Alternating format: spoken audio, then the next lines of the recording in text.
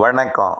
செல்வகுமாரின் நீண்டகால வானிலை ஆய்வறிக்கை 2026 ஜூன் 13 சனிக்கிழமை அதிகாலை நிலவர ஆய்வறிக்கை, நீண்டகால ஆய்வறிக்கை, அதாவது 2027 ஜனவரி இறுதி முடிய ஆய்வறிக்கை.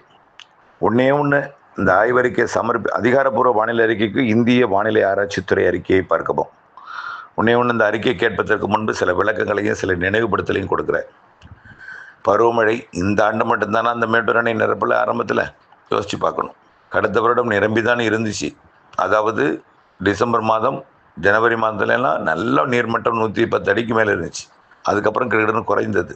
காரணம் என்னென்னா, குடிநீர் தேவை கொஞ்சம் அதிகமாக இருக்கிறதுனால கொஞ்சம் குறைஞ்சது, இல்லாட்டி திறந்துருக்கலாம். குடிநீர் தேவை நமக்கு முக்கியமான தேவை தான். ஏன்னா உயிர் தான் முதல்ல முக்கியம், அப்புறம் தான் விவசாயம். முதல்ல தண்ணி, அப்புறம் தான் சாப்பாடு. புரியுதுங்களா? அதை பதில் நம்ம நினைக்கணும். அதனால தான் இப்போ தண்ணீர் குறைஞ்சிருக்கு. ஏன்னா ஒரு நாளைக்கு ஒரு 1500 2000 கனஅடி திறந்து விட்டாலே 5 நாளைக்கு 6 நாளைக்கு ஒரு திருப்பம், 6 நாளைக்கு ஒரு முறை 1 டிஎம்சி குறையும். இப்போ மேட்டூரில் 40 டிஎம்சி இருக்குன்னு வச்சுங்களேன். 40 டிஎம்சி இருக்குது.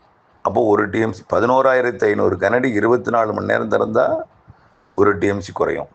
அப்போது 11,500 அடி ஒரு நாளைக்கு திறந்தால் 40 நாளைக்கு தான் தண்ணி இருக்குது.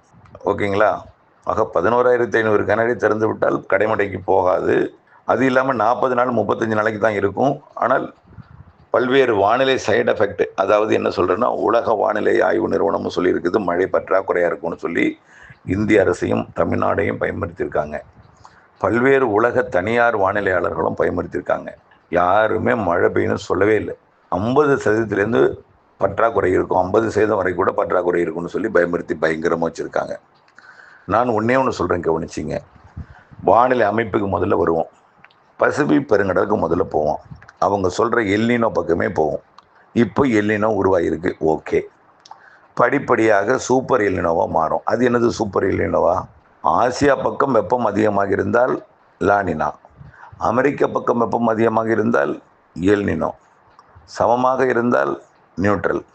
இப்போ அமெரிக்க பக்கத்துக்கு ஒன்றும் வெப்பம் பெருசாக உயரலை, உயர்ந்துட்டு இருக்கு, உயரும். கண்டிப்பாக சூப்பர் எல்னினோ வருவதற்கு வாய்ப்பு இருக்குது. ஓகேங்களா? சூப்பர் எல்னினோ வந்தால் அடுத்த ஆண்டு தான். இந்த ஆண்டு எல்னினோ. ஓகே, அது பாருங்கள். நீரோட்டத்தை பாருங்கள். நீரோட்டம் ஏற்கனவே மத்திய பசிபிக் பெருங்கடல் வரைக்கும் கடத்துது. அப்புறம் பாதியை முக்கால்வாசி கடத்துது, காவாசியே ஆசியா பக்கம் கொண்டு வருது. நீரோட்டத்தை பார்க்கணும். 100% கடத்தி கொண்டு போகிறத 25% மீண்டும் ஆசியா பக்கம் கடத்துது. சரி, இருக்கட்டும். கூடுதலாக கடத்துறது தான் அதிகமாக இருக்குது இங்கேருந்து வெப்பத்தை, பசிபிக் பெருங்கடலில் அமெரிக்க பக்கம். அதனால் சூப்பர் எல்னினோ உருவாகிறது வாய்ப்பு அடுத்த வருஷம். ஓகேயா? சரி, ஆசியா பக்கம் இந்த வருஷம் பாருங்கள். மத்திய பசிபிக் பெருங்கடல், ஆசிய நாடுகளை ஒட்டிய பசிபிக் பெருங்கடல் எல்லாமே வெப்பம் அதிகமாக இருக்குது. எவ்வளோ? 30-31 டிகிரி இருக்குது. ஆஸ்திரேலியாவின் வடக்கு பகுதி 30-31 டிகிரி. இந்தோனேஷியா சுமத்ரா தீவு ஒட்டி தென்சீன கடல் பகுதியில் 30-31 டிகிரி. தாய்லாந்து வளைகுடா 30-31 டிகிரி. சரி, அப்படியே இந்திய பக்கம் வாங்க. இந்திய பெருங்கடலோட தெற்கு பகுதி 30 டிகிரி 31 டிகிரி இருக்குது. நிலநடுக்கோட்டு பகுதி 30-31. சில இடங்களில் 32 கூட சில புள்ளியில் இருக்குது. ஆனால் 30-31 டிகிரி செல்சியஸ் இருக்குது. இதுதான் நம்ம வெப்பம் உயர்ந்து போச்சுங்கிறாங்க. 26 டிகிரி தான் நார்மல். 27 இருந்துச்சு படிப்படியாக, 28, 29 போய் 30, 31 போய் கடுமையாக வெப்பம் 3.5 டிகிரி உயர்ந்திருந்தது. இப்போ அதை விட 4.5 டிகிரியாக உயர்ந்துருச்சு. சராசரிக்கு தேவைக்கு அதிகமாக வெப்பம் உயர்ந்திருக்கு. பசிபிக் பெருங்கடல் மட்டும் உயர்ந்தால், இங்கே ஜில்லுன்னு இருந்தால், வெப்பம் குறைவாக இருந்தால் மழை பெய்யாது, உண்மைதான். ஆனால் இந்திய பெருங்கடலும் வெப்பம் அதிகமாக இருக்குது. பசிபிக் பெருங்கடல் வெப்பத்தை விட சமமாகவும் இருக்குது. அதே போல் வங்கக்கடலும் அரபிக்கடலும் வெப்பம் அதிகமாக இருக்குது. இங்கே மட்டும் இல்லை, சோமாலியா வரைக்கும் நிலநடுக்கோட்டு இந்திய பெருங்கடல், ஏடன் வளைகுடா, ஏமன், ஓமன், பாகிஸ்தான் எல்லையோரம் மற்றும் ஈரான் எல்லையோரம், ஹோர்முஸ் நீரிணைன்னு சொல்கிறாங்களா, அது வரைக்கும் வெப்பம் உயர்ந்திருக்கு. கடல் வெப்பம். ஆகவே அரபிக்கடல் வெப்பம் உயர்ந்திருந்தாலே பருவமழை சாதகமாக இருக்கும். தாமதம் அடைஞ்சாலும் பருவமழையை கொடுக்கும். இப்போது நீராவி ஏறுது. நீராவியை நீராக மாற்றுவதற்கு குளிர்ச்சி தன்மை இல்லை வளிமண்டலத்தில். காரணம் உயரழுத்தம் இல்லை. உயரழுத்தம்லாம் இடம்பெயர்ந்திருக்கு. கண்டிப்பாக உயரழுத்தம் வரும். அப்புறம் என்ன ஆகும்? வங்கக்கடலில் ஏதாவது ஒரு காற்று சுழற்சி இருந்ததுன்னா, தாழ்வு நிலை இருந்ததுன்னா, இணைப்பு சுழற்சியால் தமிழ்நாடு மேற்கு தொடர்ச்சி மலையெல்லாம் பிணைக்கப்படும். இப்போ வரைக்கும் ஆசியாவில் பருவமழை தென்கிழக்கு ஆசிய நாடுகளில் வலுத்திருக்கிற காரணத்தினால மழை அங்கே பெஞ்சிட்டு இருக்கு. கொஞ்சம் கொஞ்சமாக வடகிழக்கு மாநிலங்கள்லேயும் பெஞ்சிட்டு இருக்கு. அது வடகிழக்கு மாநிலத்தில் பெய்வது மேற்கு வங்கத்துக்கு வரும், அப்புறம் படிப்படியாக உத்தரப்பிரதேசத்துக்கு வரும். அதாவது பீகார், ஜார்க்கண்ட், சத்தீஸ்கர், ஒடிசா வரும், அப்புறம் உத்தரப்பிரதேசம் வரும், அப்புறம் மத்திய பிரதேசம் வரும், அப்புறம் மகாராஷ்டிரா, ஆந்திர பிரதேசம் என்று தமிழ்நாடு, கேரளா, கர்நாடகாவெலாம் பருவமழை கண்டிப்பாக தீவிரமடையும். தாமதம் தவிர விலகவில்லை என்று தான் நம்ம சொல்லணும். ஆகவே பல ஆண்டுகள் மேட்டூர் அணை ஜூன் 12 திறந்தது கிடையாது. புரியுதுங்களா? ஆடிப்பெருக்கு கொண்டாட்டத்துக்கு மட்டுமே கொஞ்சம் 2000 அடியெல்லாம் திறந்து விட்ட ஆண்டு உண்டு. ஆடிப்பெருக்கு திறந்து விடப்படும் பொழுது கூட திடீரென மழை பொழிந்து ஆடிப்பெருக்கு அன்றைக்கு கூட கணிக்க முடியாத வானிலை இருந்திருக்கு. ஆடிப்பெருக்கு அன்னைக்கு 2000 அடி திறப்பாங்க. திடீர்னு ஆடிப்பெருக்கு அன்னைக்கு நிறைய மழைப்பொழிவு கர்நாடகாவில் பொழிந்து அணை திறந்து ஆடிப்பெருக்குக்கு திறக்கப்பட்ட 2000 அணையோட சேர்த்து மேலும் கூடுதலாக 10,000 அடி திறந்து, புரியுதுங்களா? அப்படியெல்லாம் திறக்கப்பட்ட ஆண்டுகளும் இருக்குது. பொதுவாக மேட்டூர் அணை ஆகஸ்டில் தான் நிரம்பியிருக்கு. கடந்த ஆண்டு மட்டும்தான் முன்கூட்டியே நிரம்பினுச்சு. இந்த வருஷம் ஜூலை இறுதியிலேருந்து மேட்டூருக்கு தண்ணீர் வரும்.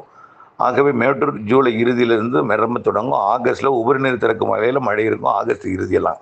ஆகவே மாதத்துக்கு மாதம் மழைப்பொழிவோட பரப்பும் அளவும் கூடும். தென்மேற்கு பருவமழை வரக்கூடிய 20ஆம் தேதியிலிருந்து வலுப்பெறப் போகிறது. வெப்பசலன மழை அதுவரை தொடர்ந்து கொண்டிருக்கும் தமிழ்நாட்டில். 20ஆம் தேதிக்கு பிறகு தொடங்கும் மழை ஜூலை 10 வரைக்கும் வலுத்திருக்கும். அப்புறம் ஜூலை 20லிருந்து ஆகஸ்ட் 10 வரைக்கும் வலுத்திருக்கும். அப்புறம் 5 நாள் தான் இடைவெளி கொடுக்கும் ஆகஸ்ட்டில். பிறகு ஆகஸ்ட் 15லிருந்து ஆகஸ்ட் 15லிருந்து அப்புறம் அப்படியே மழை தான். செப்டம்பர் முழுவதும் மழை, அக்டோபர் முழுவதும் பெஞ்சிட்டே இருக்காது. பெரும்பாலான நாட்கள் மழை நாட்களாக இருக்கும். ஒதுக்கி பெய்தாலும் ஒரு நாள் ஒதுக்கினால் அடுத்த நாள் பெஞ்சிடும். அப்படிப்பட்ட மழை ஆகஸ்ட் பிற்பகுதி, செப்டம்பர், அக்டோபர், நவம்பர், டிசம்பர்லாம் வடகிழக்கு பருவமழை அதிகமாக இருக்கும். ஏன்னா கடல் வெப்பம் உயர்ந்துகிட்டே இருக்குது. தமிழ்நாட்டை ஒட்டி உள்ள கடல் வெப்பத்தை குறைப்பதற்கு எந்த நிகழ்வும் வரல. நீரோட்டத்தை பாருங்கள் எங்கேருந்து வருதுன்னு. சுமத்ரா தீவிலேருந்து வந்து சுமத்ரா தீவுக்கு தெற்கு புறமாக ஆஸ்திரேலியா சுமத்ரா இடைப்பட்ட பகுதியிலேருந்து நீரோட்டம் வந்து கொண்டு வந்து நிலநடுக்கோட்டில் ஏற்றுது, வங்கக்கடலோட தெற்கு பகுதியில் ஏற்றுது, அரபிக்கடலுக்கும் போகுது. புரியுதுங்களா? ஆகவே இந்த வெப்ப நீரோட்டம், வெப்ப உயர்வு கண்டிப்பாக தென்மேற்கு பருவமழை தாமதமாக தீவிரமடையும், தாமதமாக அணைகளை நிரப்பும். வடகிழக்கு பருவமழை அபரிவிதமாக இருக்கும். கண்டிப்பாக சிறு நிகழ்வும் நிறைய மழை தரும். வடகிழக்கு பருவமழையில் வலுவான நிகழ்வும் உண்டு, சிறு நிகழ்வும் அதிக மழை தரும்னு நம்ம ஏற்கனவே சொல்லிட்டு இருக்கிறத நினைவுபடுத்த விரும்புகிறேன். தயவு செய்து மனதை போட்டு குழப்பிக்க வேண்டாம். ஆனால் குறுவை சாகுபடியே நீங்கள் அதாவது ஆழ்துளை கிணறு இருந்தால் மட்டும்தான் செய்யணும். ஏனென்றால் வானத்தை நம்பி நீங்கள் செய்யக்கூடாது. நீங்கள் என்ன ஏற்கனவே பண்ணை கொட்டை வச்சுருந்தீங்கன்னா செய்யலாம், கைவசம் நீர் தேக்கி இருந்தாலும் செய்யலாம். ஏன்னா மழை பெய்யும். அதாவது இப்போ நேற்றைக்கு டெல்டாவின் தெற்கு பகுதியில் கனமழை பொழிந்திருக்கிறது. பல இடங்களில் 6 சென்டிமீட்டர் வரைக்கும் பெய்திருக்கு, சில இடத்துல 8 சென்டிமீட்டர் வரைக்கும் கூட பெய்திருக்கு. ஆனால் இது விதைப்பாக இருந்துன்னு வச்சுக்கலாம், நேற்றைய தேதியில் அது என்ன ஆகியிருக்கும், விதைப்பை சேதப்படுத்தியிருக்கும். களியான பகுதியாக இருந்தால் மூடி இருக்கும். திடீர்னு என்ன செய்யும், முளைக்கும். அப்போ மழை பெய்யாது, காய விடும். புரியுதுங்களா? அப்புறமா தண்ணீரை எதிர்பார்க்கும் நேரத்துக்கு பெய்யாது. அப்புறமா என்ன செய்யும், கறி போனதுக்கப்புறம் பெய்யும். இப்படிப்பட்ட பிரச்சனையை கொடுக்கும். அதுக்கு தான் நம்ம சொல்கிறது, வானம் பொழியும், நாம் நினைக்கும் பொழுது பொழியாது, பொழியும் போது சேமிக்க வேண்டும். அதுக்கு பண்ணை குட்டையை நாம் தயாராக வச்சுருக்கணும். புரியுதுங்களா? ஆகவே செப்டம்பர்லேருந்து பெய்யக்கூடிய மழையை, இன்னும் அக்டோபர்லேருந்து கூடக்கூடிய மழையை அக்டோபர் 15 தேதிக்கு பிறகு அக்டோபர் 18லிருந்து ஜனவரி 31 வரை, 2027 ஜனவரி 31 வரை, கண்டிப்பாக பொங்கல் வரை, ஜனவரி 15 வரை நிறைய மழைப்பொழிவு கொடுக்கும். அந்த மழைப்பொழிவை சேமிப்பதற்கு, அடுத்த ஆண்டு கோடைக்கு பயன்படுத்துவதற்கு நாம் ஆயத்தமாக இருக்கணும். அவ்வளவுதான். ஆகவே நம்மை விட அனைத்து உயிரினங்களும் நம்மை போன்றது தான். அடுத்த ஆண்டு கோடை கொஞ்சம் வெப்பம் அதிகமாக தான் இருக்கும். அதை நான் இப்போ சொல்லிடுறேன், அது ஏற்கனவே சொல்லியிருக்கோம். ஆனால் இந்த ஆண்டுக்கு எந்த பிரச்சனையும் இல்லை, மழைப்பொழிவு பற்றாக்குறை இல்லை. ஆனால் அடுத்த வருடம் வெப்பசலன இடிமழை பொழிவும் இருக்கும், வெப்பமும் அதிகமாக இருக்கும். அதே நேரத்தில் பருவமழை சிறப்பாக இருக்கும்னு தான் தெரியுது அடுத்த வருஷமும். ஆனால் கொஞ்சம் தாமதமடைந்து பருவமழை ஸ்டார்ட் ஆகும் அடுத்த வருஷமும், நல்லா புரிஞ்சுக்குங்க. ஆனால் அடுத்த வருஷமும் வடகிழக்கு பருவமழை அதிகமாக தான் இருக்கும் போல் தெரியுது. ஆகவே இந்த வருடம் கண்டிப்பாக அதிகம்தான். தென்மேற்கு பருவமழை கொஞ்சம் தாமதமாக பொழிந்து நிரப்போம். ஆகவே மனதை போட்டு குழப்பிக்கொள்ள வேண்டாம். திட்டமிட்ட வேளாண்மைக்கு வானிலை அப்டேட்ஸோட இணைந்திருங்கள். கண்டிப்பாக அனைத்து அணைகளுக்கும் தான் இதை நான் சொல்கிறேன். மேட்டூர் நான் சொல்லலை, பவானி சாகருக்கு இது நிலைமை தான். பரம்பிக்குளத்துக்கும் இதே தான், வைகைக்கும் இதே தான், எல்லா அணைகளுக்கும் இதே தான்.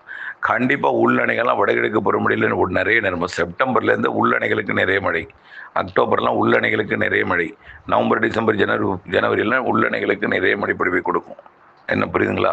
ஆக மழைப்பொழிவு வெப்பச்சலன இடிமழைப்பொழிவாக பொழிவது, பிறகு தென்மேற்கு பருவமழையாக மாறும், பிறகு நம்பிக்கை வரும். வெப்பச்சலன இடிமழைப்பொழிவும் காற்று சுழற்சியுடன் இணைந்த தென்மேற்கு பருவமழை இணைந்த இடிமழைப்பொழிவு எல்லாம் வரக்கூடிய ஜூலை விட ஆகஸ்டில் அதிகம், ஆகஸ்ட்டை விட செப்டம்பர் அக்டோபர் அதிகம், அக்டோபர் விட நவம்பர் டிசம்பர் ஜனவரி அதிகம். ஆக அக்டோபர் 18 நிறைய மழை இருக்குது. இணைந்த இருங்கள் அப்டேட்ஸுடன். கவலை வேண்டாம், குழப்பிக்கொள்ள வேண்டாம், இணைந்திருங்கள். நன்றி.